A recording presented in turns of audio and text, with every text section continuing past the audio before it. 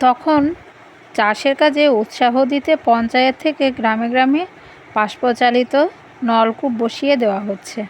উন্নত মানের ধানের বীজ বিনা পয়সায় বিতরণ করা হচ্ছে চাষিদের।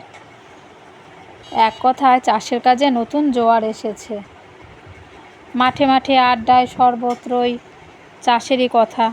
ঠিক এই সময় একটা ভীষণ আতঙ্কের কালো ছায়া নেমে এলো এই চরশিবপুর গ্রামের ওপর। এ কান ও কান হতে হতে অবশেষে সকলেই শুনল সেই ভয়াবহ ঘটনার কথা। রোজ রাত্রি 12টার পর থেকে নাকি বিলের মাঠে কিসের একটা আলো ঘোরাফেরা করে।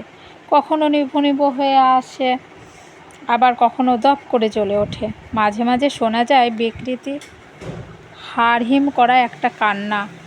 যদিও ঘটনাটা গ্রামের বাইরে মাঠের মধ্যে, তাই এ নিয়ে সকলের মাথা ব্যথা হওয়ার কারণ